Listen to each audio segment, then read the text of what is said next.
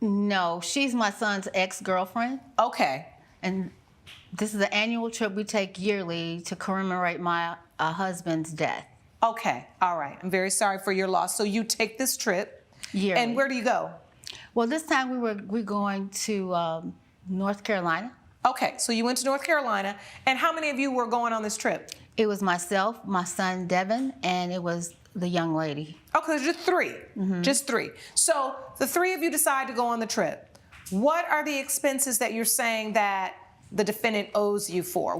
When you go on the trip, what do? You have dinners, Excursions. Excursions. Yes. Okay. Yeah, and so what did you do on the trip? Tell me, what were the activities? The activities were a whale-watching trip. Okay. We were going to go to a museum, ATV trip, and some restaurants. All right. So what was the agreement for this trip? Did Ms. Moore pay for her own ticket? Did you pay for her ticket? Did you fly? Did you drive? Give me the details. We drove.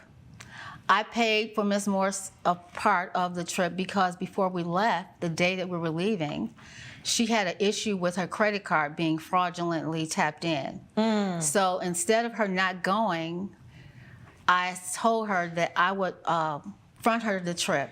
And when we got back, we'll iron out the details as far as paying back. So you said to her, listen, you're having problems with your credit card. I'll just pay for the things right now. And we'll deal with it later. You'll iron out the details later? Exactly. Did you expressly say, I'm going to pay for this now, and then you should pay me back later? Yes. You did say that? Yes. The defendant's saying no. What was your understanding of this agreement, Ms. Moore? My understanding, we left it very ambiguous. It was very much, I will cover you and then we'll worry about it later. That means the same thing. All right, so that's exactly what she testified to. We're going to cover it and then worry about the details later. Yes, but what it sounded like she was saying is that she said that I have to pay her back later. But when she says, we'll worry about it later, it sounds like, okay, we'll figure something out, not necessarily. That's exactly what she testified to. We'll Okay. iron out the details later, which basically means everything that you said. The question then becomes, with the credit card issue, what was your original plan? Did you want to have that money free on that credit card to pay for things when you got there? Or after you found out your credit card had been, it had been a case of fraud against your credit card, did you say, well, I'm not going to go because I'm not going to have any money? What was the issue once you found out there was an issue with your credit card? Once I found out there was an issue with my card, I was fine with not going. It was whatever. Because you knew you needed money to go? Exactly. So it was never understood from your estimation that everything was going to be paid for? Right, no. Initially, because my card got frozen as we were packing. So when my bank called me, I was like, dang, I'm not gonna be able to go anymore. So I had full intention of paying for everything on the trip, but because my card was frozen. And what were you gonna pay for? Everything, or you were gonna pay for your portion of the things you did? My portion. All right, so I wanna go back over to you, Ms. Grant. So this conversation that you had, don't worry about it, we'll iron out it later. Did you all text that, write that, email that, anything? No, we did not. Do you have any text messages that would explain what this agreement was? This ironing out later? So the court can see the context of this conversation? Not anything that says that we'll iron it out later. So no. how did you all say it? It was verbal? It wasn't written? It wasn't in a text? Correct. All right. How long had you been dating her son, Ms. Moore? 2 years. 2 years? Yeah. So you knew this young lady? Yes. And you knew that she would be support to your son? Yes. All right. And so which evidence did you bring today? Evidence of the things that you've paid for on the trip? Exactly. Let me see that, please, Ms. Grant. And then I'd like to hear from your witness as well. Thank you. Awesome. Thank you. Yes, ma'am. How long did you stay on the trip? I stayed for 2 days. Okay. So you guys, a 120-minute, a 2-hour whale-watching tour. I love that. I love a good whale-watching. 168 was just for her one ticket, or was it 168 for all three of you all? Just her one ticket. And then the seafood tower, honey, because we've got to have the seafood tower. She ordered that. Oh, she ordered the seafood tower. And didn't eat it. Your Honor, I shared it with them. All right, let me just look. I want you to get to that, but let me just figure out what else she's asking you for. In 2 hours of ATV riding, $145. All right, Ms. Moore, please tell the court what you were trying to say about the background information on the seafood tower. Is that it? Or Yes. is it the background as to how you claim that you got asked to leave? They're all one and the same. Okay, so go ahead. Tell the court. So how it started was, like we said, I had credit card suspicion. So once we finally got on the road to the trip, not even 5 minutes into the drive, mind you, I was in the back seat. She was in the passenger seat next to my man, and she starts asking me about my career. I'm an art history major, and I want to be a museum director. And I don't mind curiosity. I don't mind you asking questions about what I want to do. It gives me like you're judging me and not like you actually want to know. So you felt offended because she didn't understand that your art history degree could be marketable. Correct. All right. So what happened? You got your feelings hurt. I did. Okay. And so we finally got to the house that we were renting. And as we began cooking, Miss Sharon began cooking. And she asked me why I wasn't helping. And I said, because I don't know how to cook.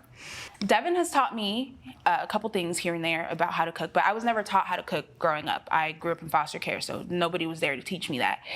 And she starts questioning my womanhood because I can't cook. She questions my ability to care for her son. So, Ms. Grant, were you being hard on your son's girlfriend? Because you know that happens sometimes. No, Your Honor.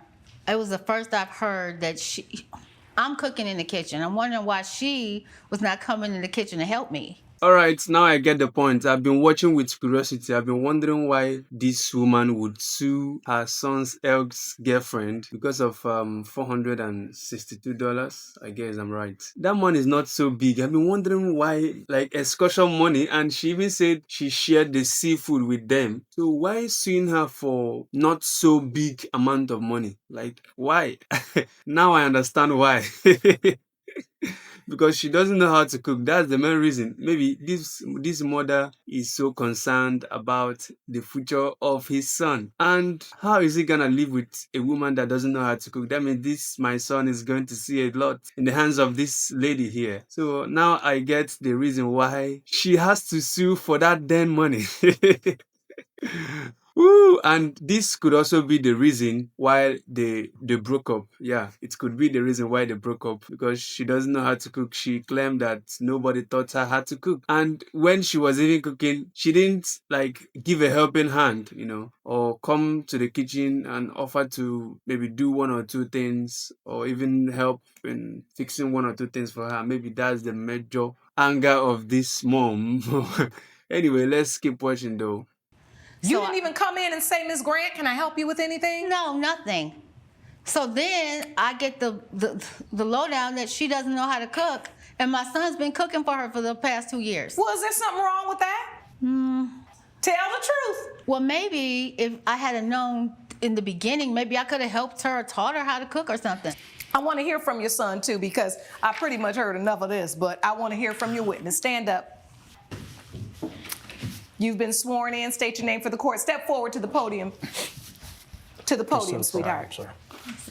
State your name for the court. Devin Grant. Now, that's your mama. Yeah. Right there. And this is your girlfriend during the trip. Yeah. Now, what we didn't get to is why we saying ex-girlfriend now. How did the breakup happen? We know mom was putting you to the task in there. When she started asking me all these questions and it didn't feel like it was coming from a genuine place, a place So of now, curiosity. Mr. Grant, did you ever just do the nudge like, Ma, like, come on? No, I never noticed anything to me. I didn't notice any friction. I thought it was like normal questions that my mother was asking. Just oblivious. So you just thought your mother was being normal? Yeah. And you couldn't read that maybe your girlfriend at the time was feeling a little bit judged and feeling like those questions were, then there is a closed space. Like a car ride is somewhere where you can't walk away to. So you kind of might feel a little uncomfortable. You didn't know that? No. And so did you ever say to your girlfriend, because let's be honest here, we got you and your mom and your girlfriend on a trip. When your girlfriend's credit card goes out, am I just the only one in here or gallery? You let me know. Did it just ever dawn on you to say, hey, babe, don't worry, I'll cover your part? Me, she's your girlfriend, not your mama's. That is a great question, Your Honor. I know, I asked those a time or two. That's what I do for a living. Yeah. Is It ask didn't great happen that way, questions. Your Honor. What'd you say? It didn't happen that way. Devin didn't know about it. Oh, Devin never knew about the credit card. No, this is a discussion that I had with her. Devin was out packing the car when I overheard the credit card. And so you just basically said you don't have to tell nothing to nobody. We just deal No, with I it didn't later. tell her not to tell anybody. I guess she didn't want anyone You to know. didn't tell your son? No, I didn't. I didn't tell him until dinner, one of the dinner before she left the trip.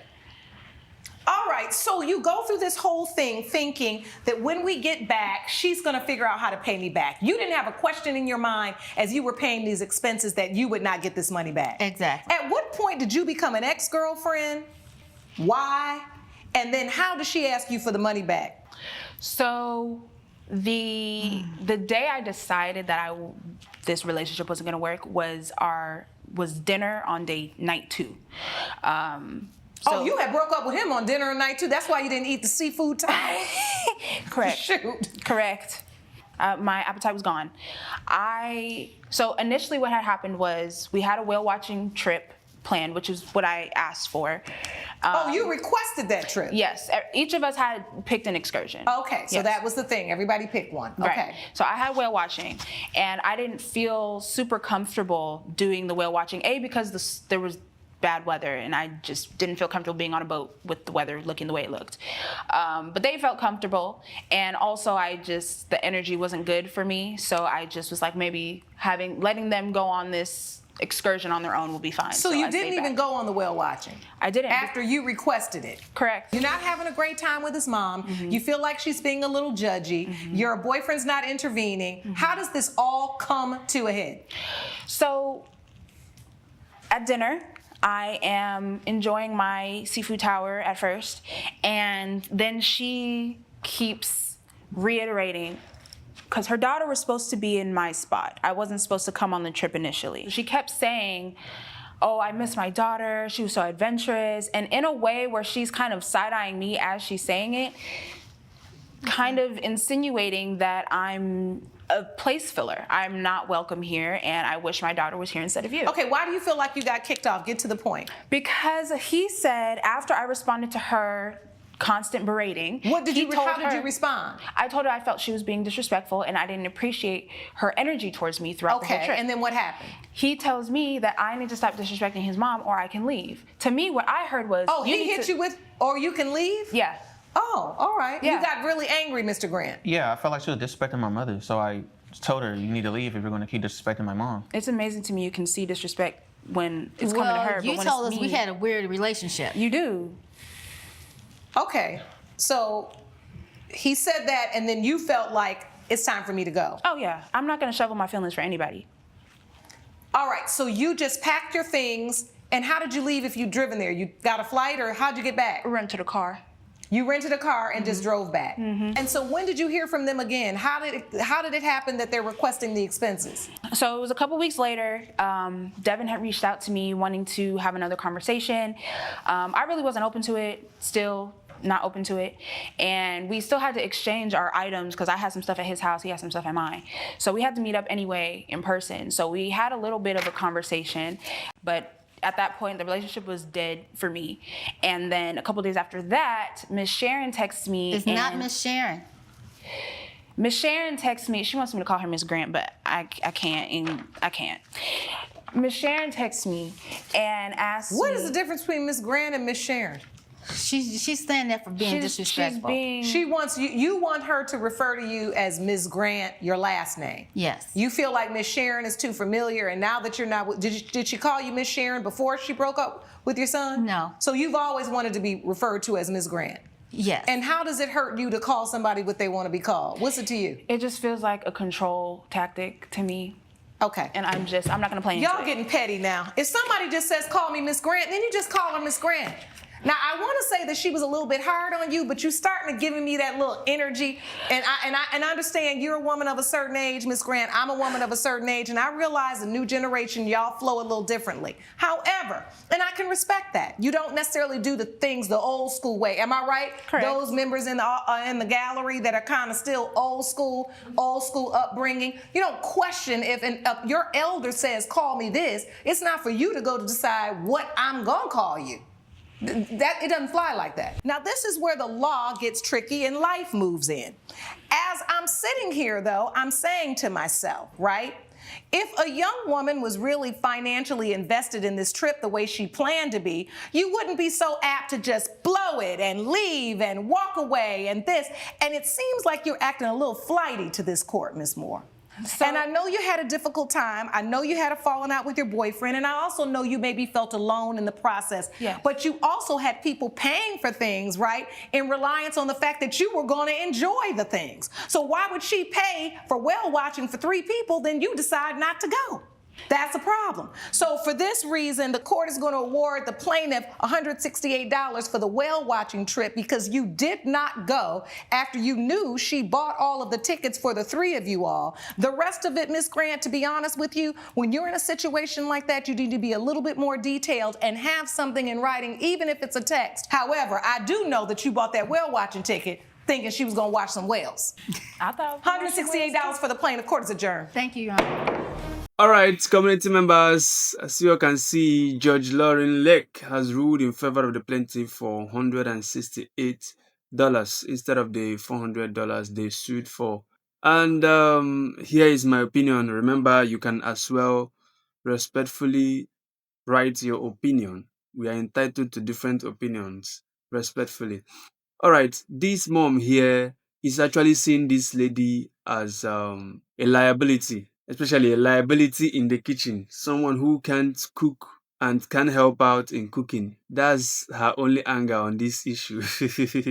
You can just see it because the money is not so big to sue somebody who is no longer with you. Like they are now separated, they are broken up, and for $400 and something, maybe she just remembered that this lady cannot even cook for my son, cannot even help me out in cooking.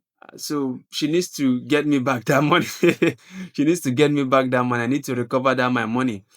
I don't need to waste it like that. You know, that's my opinion. She doesn't want a daughter-in-law that is a liability in the kitchen. Now, maybe this mom is a great cook and she taught her kids very well. Like she said, she misses her daughter. She misses her daughter. Had it been she was around, you know, that kind of thing. Now, she's simply saying that this lady is a liability to me, to my son, and to the kitchen. Now, she can't even cook for the family. She can't even prepare meal for the family. Now, my son has been doing this, and I can't watch my son get married to such a woman. That's just the interpretation of this this court session. In my opinion, that's just what it is.